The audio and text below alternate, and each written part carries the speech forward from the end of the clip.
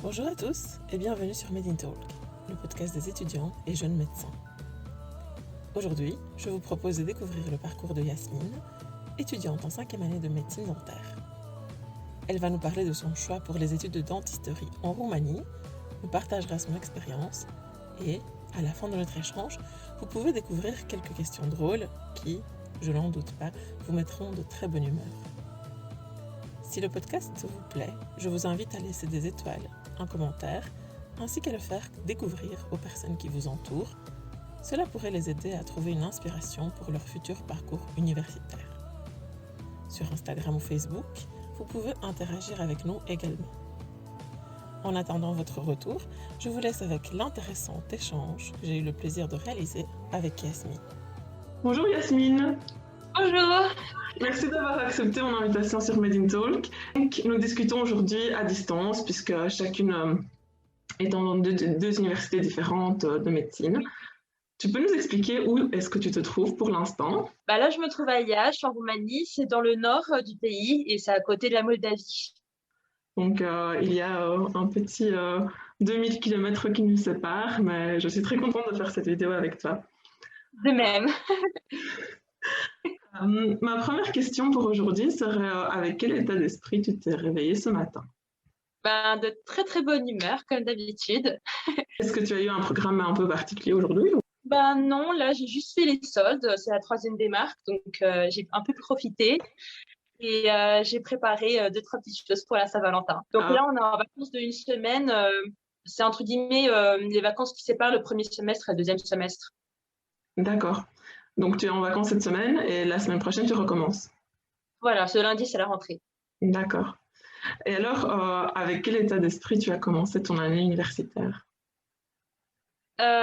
Disons que j'ai pas trop pensé à la 5e année. Je suis vraiment omnibulée par rapport à la fin de mes études. C'est un peu mon obsession du moment. Donc, Avant, je me disais un peu, oui, tu as hâte de finir, donc? oui, vraiment, vraiment. Avant, je vivais un peu le jour et maintenant, je pense que après. Je pense plus vraiment à ce que je peux faire aujourd'hui. D'accord. Avant de parler du futur, est-ce que tu voudrais qu'on parle un peu de l'aspiration que tu as eue pour la médecine? Et donc, moi, j'aimerais bien savoir comment est-ce que tu as découvert cette voie, en fait. En fait, mon papa, il est radiologue. Ma mamie, elle est pédodontiste, donc c'est dentiste pour les enfants. Donc, c'est grâce à eux que c'est eux qui m'ont transmis en fait la passion pour soigner les personnes. Mais ma détermination, je l'ai plutôt eue grâce à ma mère. Ah oui, et ta maman, elle est donc dans un cadre médical aussi ou pas du tout? Non, non, elle est ingénieure agroalimentaire. Souvent, justement, que c'est l'entourage qui forge le caractère. Mais est-ce que tu étais une enfant facile quand tu étais petite ou bien on t'a toujours assimilée à, à celle qui faisait du bruit et qui était. Alors non, j'étais facile, mais après j'avais mes caprices quoi.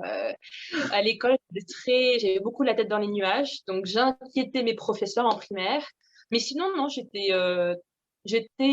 une jeune fille enjouée. En primaire, j'étais trop dans les nuages, voilà, quand j'étais pas du tout à l'école, dans ma tête. Au Mhm. collège, j'ai su rester une fille moyenne plus, entre 12 et 14 de moyenne, mais c'est vrai, ce qu'on faisait, ça m'intéressait pas du tout. Et au lycée, c'était les meilleures années de ma vie, vraiment. Et puis, je me suis inscrite dans une section art plastique et c'était vraiment ma passion. Et, mais j'avais beaucoup de difficultés en mathématiques. Donc, ça m'a un peu pompé toute mon énergie et tout mon temps disponible par rapport à cette matière, vu que j'étais en bac scientifique. Ah oui, donc la fin du lycée était un peu plus compliquée pour toi, si je comprends bien. Voilà. Oui, au niveau scolaire. Mais sinon, au niveau social, vraiment, le lycée, c'était les meilleures années de ma vie. D'accord. Justement, je me demandais, puisque peu de personnes ont le courage de commencer leurs études de médecine dans un pays étranger, qu'est-ce qui t'a fait choisir l'expatriation vers la Roumanie, justement? Alors, comment dire? En fait, à la base des bases, en 3e, dès que j'ai su que j'allais faire dentisterie et que j'ai su aussi qu'il y avait un concours en France, ça me bloquait en fait. Parce que pour moi, je ne voulais pas laisser un concours décider de si oui ou non j'allais faire médecine ou pas. Et puis ma mamie, elle voulait que j'aille faire mes études chez elle à Montréal. Mais à Montréal aussi, il y a un concours après 2 ans. Donc c'est vraiment l'idée de concours qui me bloquait. Et non, pour moi, l'expatriation, ça m'a pas vraiment posé problème vu qu'à la base, je veux faire un tour du monde. Donc si l'endroit où je fais mes études, ça sera ma première étape. Donc pour moi, n'importe où me ferait l'affaire. Donc je me suis renseignée en troisième secondaire pour la Belgique. Oui. Sur Internet, il y avait des formations ailleurs en Europe pour le diplôme, en fait. Comment dire, l'équivalence du diplôme.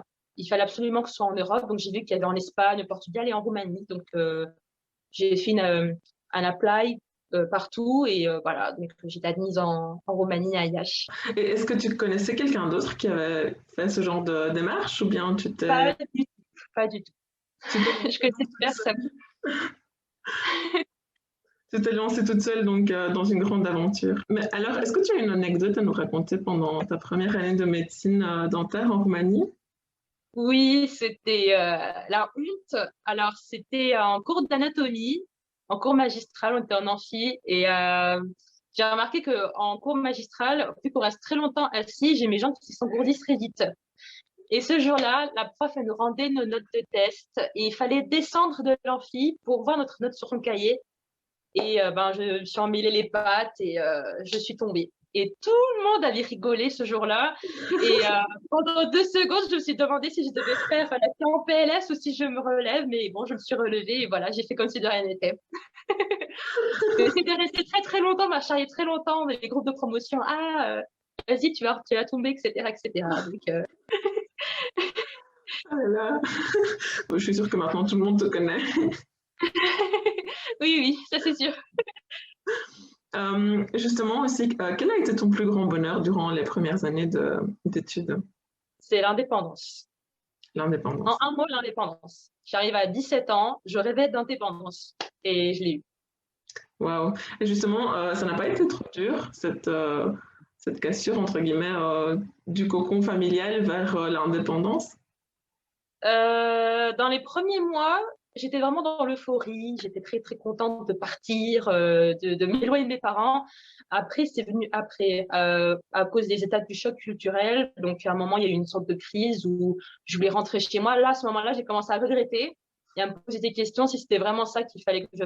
Enfin, est-ce que c'était vraiment ça, mon choix de vie, etc., etc. Mais non, finalement, maintenant, avec l'âge, j'ai pris la maturité. Ça va de mieux en mieux la distance. Et puis après, je rentre en France chaque vacances, donc tout va bien. Tu m'as parlé tantôt d'une crise, en tout cas d'un choc culturel. C'est quoi justement qui t'a le plus heurté en Roumanie par rapport aux Mais en fait, différents... ça s'est pas fait tout de suite. Donc après, je me suis vraiment renseignée pour savoir ce que je vis était commun. Donc effectivement, tous les expatriés, pas forcément en Roumanie, mais vraiment partout dans le monde, on vit les mêmes étapes. Donc comme j'ai dit au début, j'ai vécu une phase d'euphorie. Tout était magnifique et merveilleux.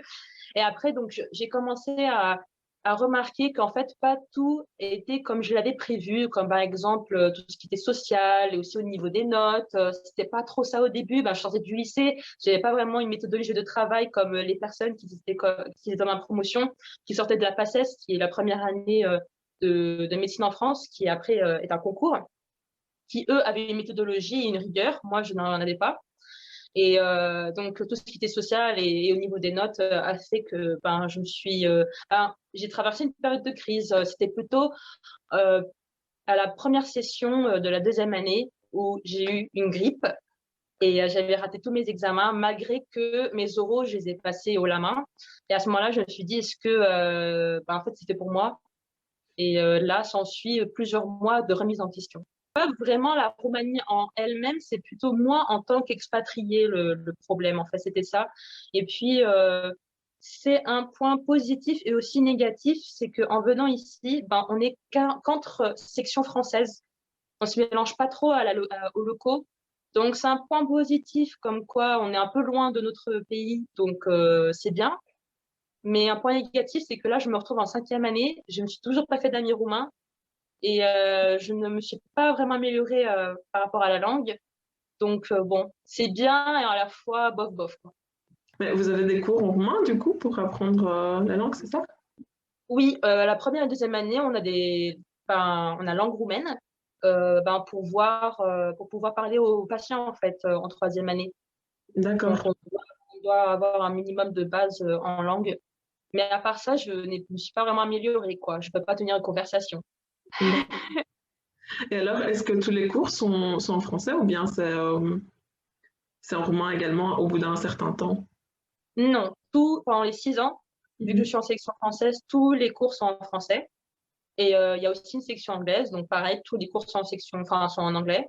Et pareil pour la section roumaine, quoi, tout est en roumain. Par curiosité, vous êtes combien dans votre section française?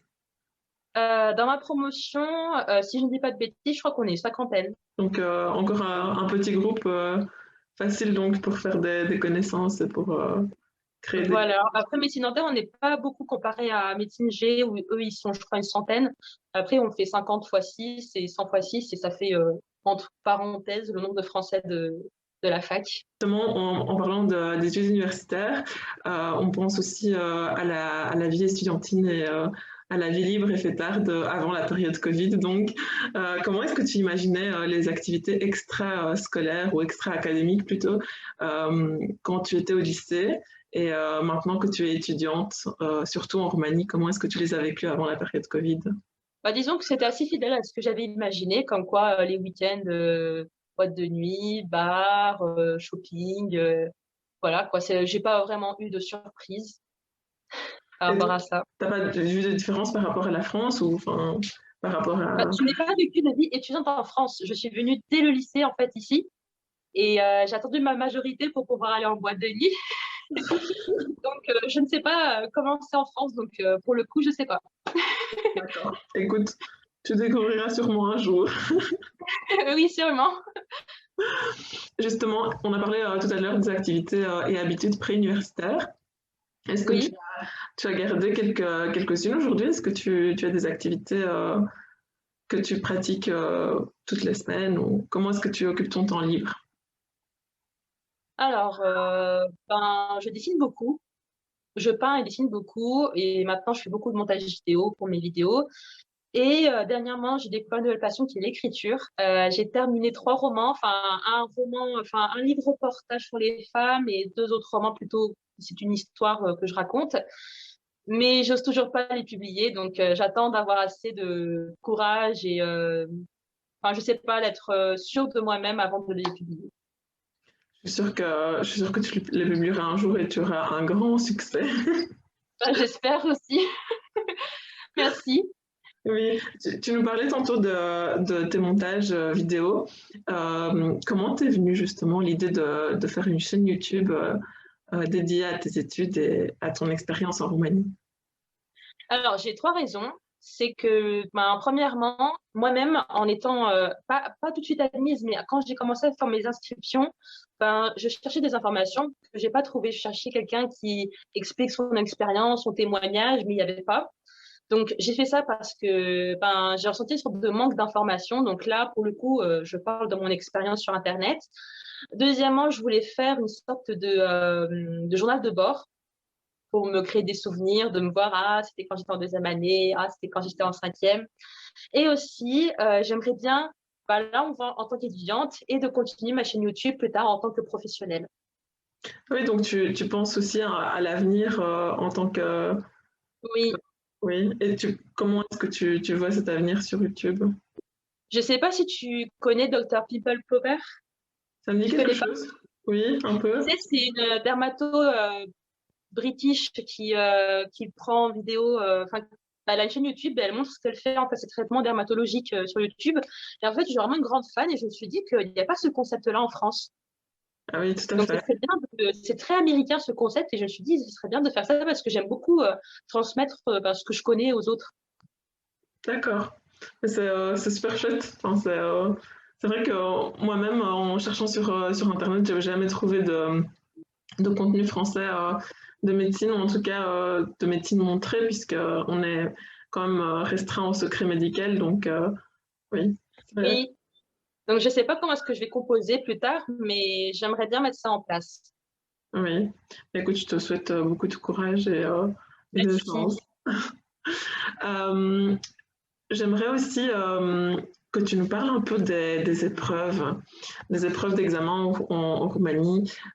C'était comment la première fois que tu as passé les examens là-bas et aujourd'hui, est-ce que tu as voilà, ta manière de travailler ou en tout cas la difficulté des études euh, est équivalente par rapport à la France ou bien pas du tout?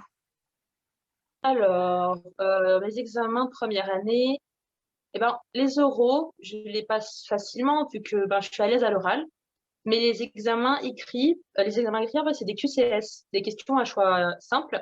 Et en fait, j'ai eu beaucoup de mal à intégrer le concept, en fait. Enfin, je ratais à chaque fois. Et quand on rate les écrits, eh ben, on valide pas la matière. Donc, ce qui faisait qu'à chaque fois, j'ai fait toute la matière au rattrapage et je n'y arrivais pas aux 50%. Les 50%, en fait, c'est la dernière étape pour valider la matière, c'est l'écrit, c'est les QCS. Et au début, j'avais beaucoup de mal. Et bon, au fur et à mesure, j'ai entre guillemets pris, enfin, capté le truc en fait de comment est-ce qu'on doit réviser un QCS. Mais c'est vrai qu'au début, c'était vraiment frustrant parce que je validais mes oraux à 8, 9, 10 sur 10 et mes écrits, je les ratais à une ou deux questions près.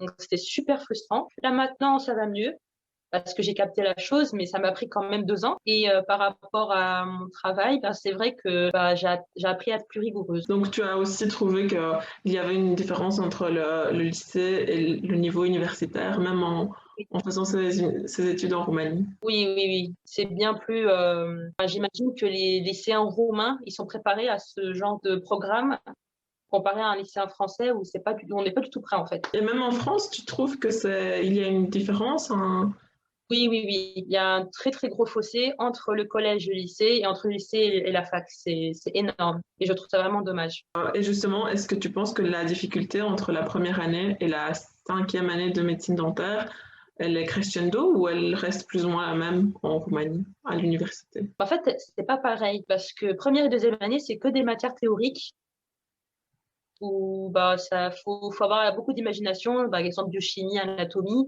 Après, deuxième année, on était beaucoup dans les services, dans tous les services des hôpitaux, gynécologie, maladies infectieuses, etc. Donc là, c'est un peu plus intéressant. Mais troisième année, quatrième, etc., c'est beaucoup des matières qui touchent à l'antihistorie. Donc là, on se sent un peu plus concerné et c'est peut-être plus, ben, en tout cas pour moi, ça m'intéressait bien plus et c'était bien plus facile à apprendre vu que en TP, on fait tout sur des patients. Donc Ah c'est oui. beaucoup plus physique en fait. Donc pour moi, c'est plus facile à apprendre les chemins de traitement, etc. C'est plus instinctif. Mhm. Quelle est la chose justement la plus importante que tu as appris ton parcours? Je sais pas trop. J'ai appris à être patiente énormément et j'ai appris à supporter plus la pression. Ah oui, donc maintenant tu gères mieux ton stress qu'au lycée par exemple? Bah, disons qu'avant, j'étais beaucoup déstabilisée à un point où je dormais pas du tout des fois, je mangeais pas du tout et maintenant ça va mieux, je gère beaucoup plus. Est-ce qu'il y a une valeur ou en tout cas est-ce que tu as appris quelque Ah, chose? une valeur, pas, pas plus les valeurs que mes parents m'ont déjà inculquées, qui est enfin, de soigner les personnes. Enfin, à la base, c'est un métier qui me plaît énormément, donc je sais pas comment répondre à cette question. La médecine, je pense que c'est des études tellement longues, enfin, que ce soit médecine dentaire ou médecine générale, c'est des études tellement longues et tellement... oui, ça prend du temps.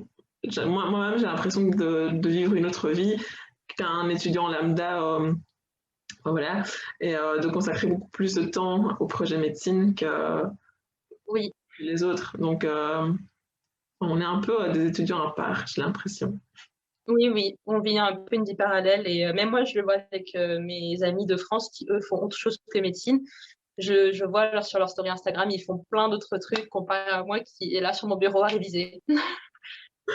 Mais bah, écoute, un jour, on sera, voilà, on sera aussi, avec les études derrière nous, on sera contente de profiter du soleil et de profiter des stories Instagram. Oui. En janvier 2020, les étudiants donc, du monde entier ont basculé sur un enseignement à distance. Raconte-nous justement comment ça s'est passé pour toi et l'organisation de l'université, comment c'est adapté pour tout basculer online? Alors, moi, je me considère déjà comme chanceuse parce que ma mère était déjà venue me voir à cette époque-là. Donc, on était bloqués en Roumanie ensemble. Donc, j'étais pas toute seule. Et la fac a switché très rapidement en ligne. Donc, ce qui a fait que il y avait pas vraiment. Enfin, moi, en tout cas, j'ai pas ressenti du stress ou de l'angoisse par rapport à mes examens ou comment ça allait se passer. Tout était de manière naturelle, en fait. Après, par rapport à la rentrée 2020-2021, on a les TP en présentiel et les cours en ligne. Et les TP, on est par des groupes de 8 personnes. Et voilà, et s'il y a une personne dans le groupe qui a des symptômes, donc il va se faire tester, et s'il est positif, le groupe sera mis en quarantaine, enfin en quatorzaine, et après on revient en TP normalement, quoi. Et les TP, entre-temps, ils seront en ligne. Et les examens, on a tout passé en présentiel. Donc, tout est fait pour qu'on puisse faire tout le monde une quatorzaine avant la rentrée des examens en janvier. D'accord. Oui, finalement, c'est la même chose en Belgique, en fait. On a aussi fait exactement le même système et pour les TP, exactement la même chose. Certains sont en présentiel et d'autres, comme des TP un peu moins importants, communication ou relations médecin-patient, ils sont en ligne. Donc, voilà. Je trouve que c'est mieux géré qu'en France, en tout cas. Je préfère ce système-là que de confiner tout le monde en France. Je trouve ça très angoissant. Tu as vu des différences par rapport à la manière de noter ou par rapport aux examens que tu as passés en temps de Covid que ceux que tu as passés en temps de non-Covid? Ou est-ce que les Alors, une manière de notation, je ne pense pas. La notation, elle est pareille, mais la modalité d'examen, oui, elle a changé. On n'a pas fait de QCS pour le coup, on n'a que fait des oraux. Donc, des oraux sur les TP. Donc, on avait des sujets à passer sur les TP. Et pareil pour les cours. Et voilà, donc il y a toujours ce système d'escalier. On valide les TP et ensuite on valide les cours. Et voilà, quoi, si on rate le cours, on rate toute la matière, on repasse au rattrapage. Donc, au niveau de la notation, j'ai trouvé que mes profs étaient comme d'habitude, mais c'est juste la modalité d'examen qui a changé. Et est-ce que tu as des collègues qui ont, voilà, qui ont vécu la chose autre part qu'en Roumanie? Enfin, je suppose que tout le monde est resté chez soi, mais est-ce qu'il y en a qui ont préféré rentrer en France, par exemple? Pendant le confinement de mars dernier, oui, beaucoup de mes collègues sont rentrés en France, enfin même 90%. C'est juste moi qui avait peur en fait que ça re-switch en présentiel. Donc j'ai préféré jouer la carte de la sécurité et de rester et voilà. Par curiosité, c'était quoi tes activités pendant le temps du Covid? Pendant la quarantaine et la... Qu'est-ce que j'ai fait? J'ai beaucoup dessiné, j'ai même plein de dessins que j'ai mis dans mon salon. Je me suis fait beaucoup les ongles. Dès que je faisais mes ongles, j'enlevais mes ongles, enfin, ce que je faisais le lendemain et je recommençais. Je lisais beaucoup et je me suis beaucoup avancée sur ma fiction. Est-ce que cette période de confinement t'a appris quelque chose en particulier? Oui, comme quoi rien n'est acquis, Oui. vraiment. Et j'ai pris conscience c'est bizarre de dire ça, mais j'ai pris conscience de ma propre mortalité. Ah oui. Enfin, c'est bizarre de dire ça. Comme quoi, à 20 ans, on est invincible, etc. En fait, c'est vrai, on se rend pas du tout compte qu'on peut mourir pour un rien. Et je me suis vraiment... J'ai pris compte de ma mortalité ou de la mortalité de mes proches. Enfin, comme quoi, la vie, elle est éphémère, en fait. Avant, on n'y pense pas du tout. Et là, avec le Covid, c'est vrai que j'y pense plus. Mhm. Et est-ce que tu as une expérience à nous raconter un peu plus drôle ou que ce soit de toi ou des gens qui t'entourent ou tout simplement des gens de Roumanie qui s'est passé pendant la période Covid? Une anecdote de Covid, enfin, quand j'étais en confinement. Oui.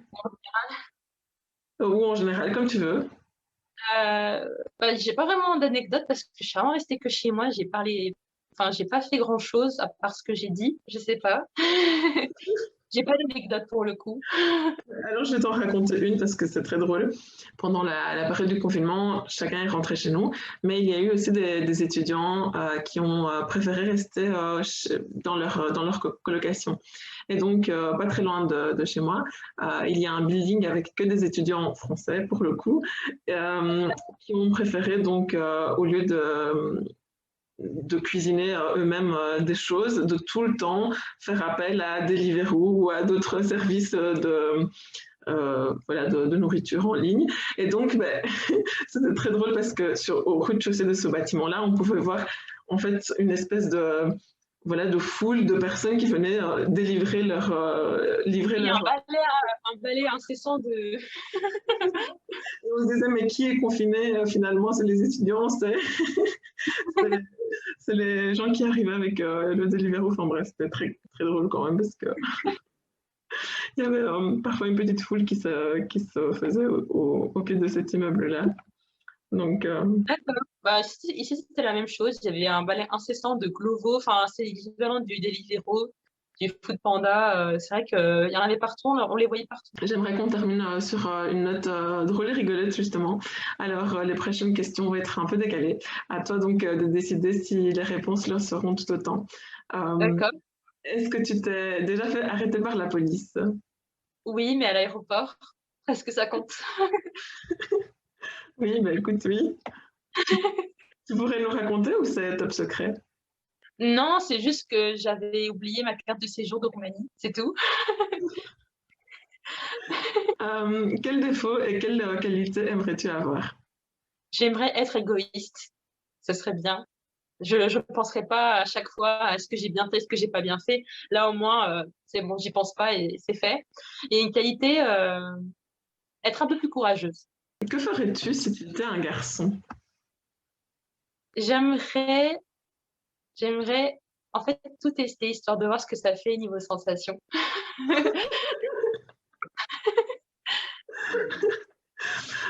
Quel est le plus grand achat que tu as déjà fait? Le plus gros, Mon plus grand quoi? ton plus gros achat? Mon plus gros achat, ben, je suis assez raisonnable, en fait. À part dans les soldes.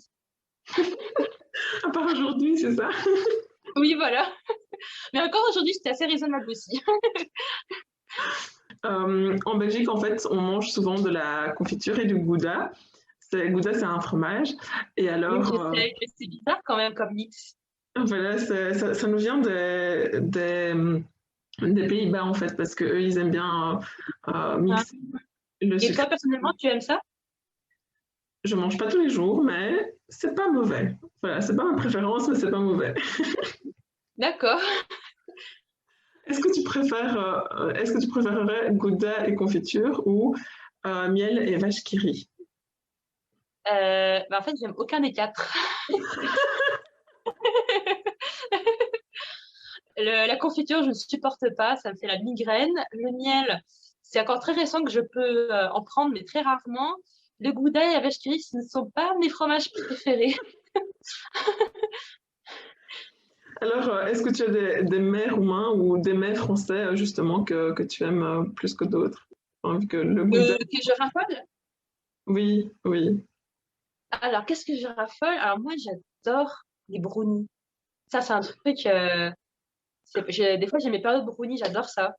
Et je sais pas si c'est français, les brownies, mais en tout cas, je kiffe ça. Ah oui, et à part les brownies, je suppose que tu ne manges pas tous les jours, si? Les brownies, non, je mange pas tous les jours. Je fais attention quand même. Ouais. Mais c'est mon petit péché mignon. Dès que j'ai l'occasion, je prends un brownie. Ah, c'est bon à savoir. Comme ça, si quelqu'un vient chez toi, on sait quoi t'apporter. Oui. Est-ce que justement, enfin, par rapport à, on parle de nourriture maintenant, mais est-ce que tu as découvert des choses comestibles en Roumanie que tu pensais Comestible. oui. Eh ben, il y a un plat que j'ai goûté, que j'ai vraiment adoré, parce que ça ressemble vraiment aux plats qu'on a chez nous en Savoie, qui sont très copieux et très riches. Ça s'appelle, je crois que ça s'appelle tatarchouk. Tu connais? Tatarchouk? Oui. Non, ça me Je dit suis rien. pas sûre du nom, je suis pas du tout, je sais pas si je dis n'importe quoi, mais en tout cas, c'est un plat avec de la polenta, du parmesan et des œufs au plat avec de la viande. Ah oui, écoute, tu me feras découvrir parce que je ne connais pas. délicieux et ça ressemble au plat savoyard et j'ai vraiment adoré. D'accord. Écoute, on dirait à nos auditeurs que c'est très bon et qu'il faut qu'ils goûtent également. Oui, Pour conclure cette interview, n'hésitez pas à suivre Yasmine dans ses prochaines aventures sur YouTube ou sur les réseaux sociaux. Est-ce que justement, on peut dire aux auditeurs où est-ce qu'ils peuvent te retrouver? ben, sur ma chaîne YouTube Yasmine Kaissi ou sur Instagram, sur officiel Yasmine Kaissi. D'accord, je mettrai tout ça dans les notes du podcast. Merci Yasmine pour l'échange donc très intéressant que nous avons eu. Et je ne doute pas que partager l'expérience inspirera ceux qui nous écoutent et leur donneront donc la motivation d'entreprendre des études de médecine. Et je te souhaite un beau parcours rempli de succès. Pour moi aussi, c'était un vrai plaisir de te rencontrer. À la prochaine! Merci d'avoir rejoint ma conversation avec Yasmine. Si elle vous a plu, vous pouvez nous le faire savoir en partageant un post ou une story sur Instagram en nous taguant avec les pseudos Made in Talk et officiel Yasmine Kassé pour qu'on puisse le voir et interagir avec vous. Vous pouvez aussi envoyer l'épisode à 2 amis, ce qui pourrait les aider ou les inspirer. Si vous désirez écouter d'autres épisodes Made in Talk, n'hésitez pas à nous encourager en laissant un petit 5 étoiles sous le podcast. Je vous remercie sincèrement d'avoir écouté cet épisode jusqu'au bout. On se dit à très vite pour un tout nouvel épisode Made in Talk.